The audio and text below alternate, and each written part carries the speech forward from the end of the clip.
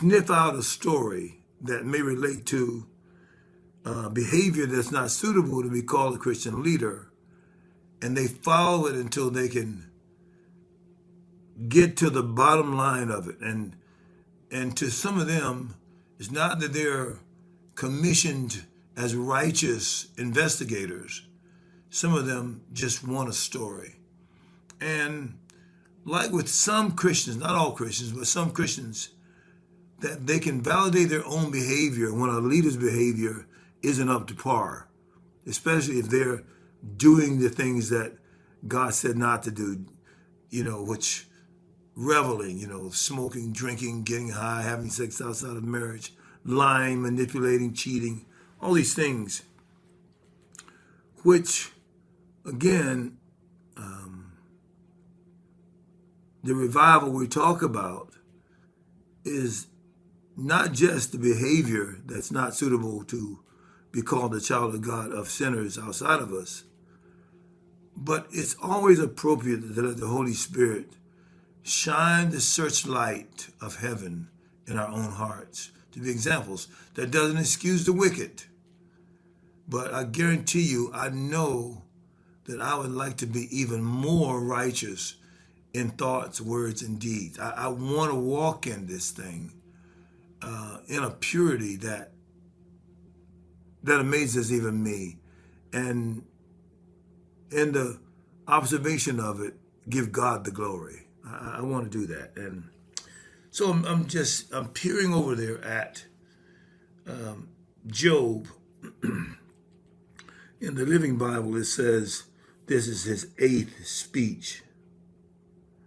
And, he says here in verse 2 of Job 23, my complaint today is still a bitter one, and I try hard not to groan aloud. If only I knew where to find God, I would go to his court. Now, isn't that an amazing statement that Job made? If only I knew, this is the Living Translation, where to find God. Now, what's interesting about that statement is there are many Christians are summoned by God to enter before the throne of grace. In Hebrews, 4, 12 and 16, I should say. And we're invited into the throne room. But Job makes the statement, if only I could find him. Wow. We can find him, and in many cases are not taking advantage of it to the degree we've been commissioned to do it. As a matter of fact, you and I know that in Isaiah 56, we're called a house of prayer. And then Jesus demonstrated that both in his life. This is a prayer meeting that we have every Monday morning, early morning. And I know many other prayer meetings that go on during the week. And we do have to look at the effect of our prayers and the impact of our faith in praying and what we're seeing manifest in it. Now, the wicked dead publishes the bad news about us, and especially the Christian leadership. It looks like some of the larger ones are fallen. But God never describes his greatness by the size of the meeting or the size of the church or the number of donors and their donor base. None of that. He can take the behavior of one man and make an example to a whole people like Elijah was or Moses was. I mean, he declares a remnant company in Romans 9. And you may be in that company of the remnant. So no matter how many of us pray amazing prayers in the mornings, or how many of us have a huge prayer list, there is something special about your life. And you're not in that company of Job, having been used as an amazing man of God in his day. You're not in that company that can't find God. So I do want to encourage you. Declare what God has said over you. Decide what God has ordained through you. And be persistent in declaring the intercessory prayer ministry of Jesus as this God-man in the heavens. Because that's actually what's happening. And as you read here, look at some of the things that Job said. And in this case, I want you to underline, if only I knew where to find God.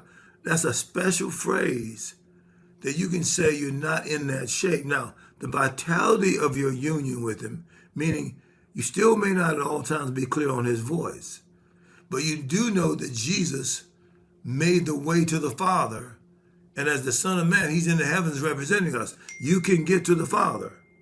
So I don't want you, in any way declaring that you don't have access to the heavenlies. In that access, you become heavenly. Now, the letter of the word itself is not enough.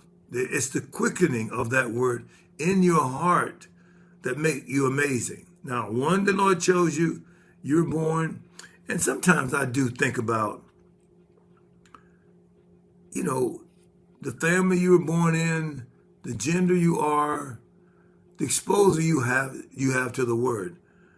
I mean, that's some amazing stuff still, if you look at it, and you've become a godly ambassador for Christ in the matter of prayer and the witness and claims of Jesus Christ to those that he brings along your pathway. Now, maybe you don't have an amazing ministry and you're not on television and you don't do a social media, talk, maybe like this one. One person told me about a certain person that has only been talking about the things of the Lord from their conversation since 2020.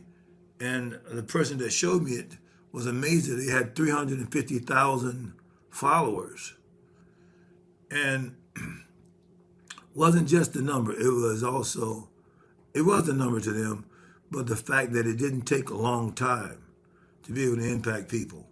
So, again, you are an impact person. Why? Because God decided to bring you into the world. God decided to bring you to the claims of Christ, and God decided to keep you this long. Doesn't matter whether you're male or female. You are either or. You're not in between that. You see? And I'm not going to compromise about a person's gender if God made them one way or the other. You can't decide you're the other if God made you one way. That's sovereign. You're not privileged to do that.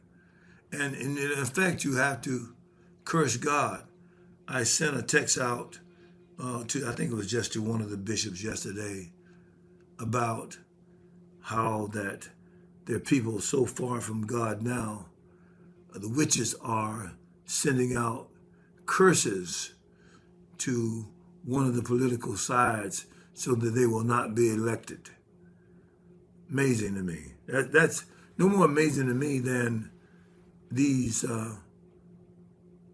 witches claiming from the state of California, so that's open, that if you contact one of their readers, that it's guaranteed that they will be accurate or you don't have to pay. Brazen about it. Well, you're still here. And I'm still here.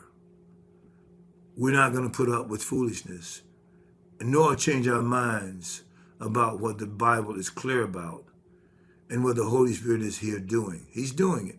He's making the church perfected so that we can become the bride of Christ. And that's amazing. So anyway, he says, I would go to his court. I would lay out my case and present my arguments. Then I would listen to his reply and understand what he's saying to me. Would he use his great power to argue with me? No, he would give me a fair hearing. Now, he's still talking about a circumstantial understanding of still God's judgment, but this is what he's saying. He's saying something still about the nature of God that you and I ought to know about. He says, honest people can reason with him, so I would be forever acquitted by my judge. I go east, but he's not there. I go west, but I cannot find him. I do not see him in the north, for he's hidden. I look to the south, but he's concealed. And there's a lot in that, because Job was, all of his life, he was known as a man of God. But now he's saying what his state is, but it's a circumstantial retort to his friends. Look at verse 10. I'm reading Job 23. But he knows where I'm going.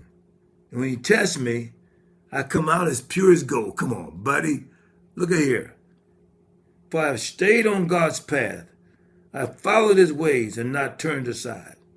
I have not departed from his commands, but have treasured his words more than daily food. But once he has made his decision, who can change his mind? Whatever he wants to do, he does. So he will do to me whatever he has planned. He controls my destiny. That's some powerful stuff right here. No wonder I'm so terrified in his presence. When I think of it, terror grips me. Look, man, Job is going through some stuff, but he's still a bad boy in terms of what he understands about God. I would say you and I can make some of these same claims he was making right here to his friends. God was listening to him. God's listening to you when you pray. God is also listening to the claims you make about him, who he is and what he can do.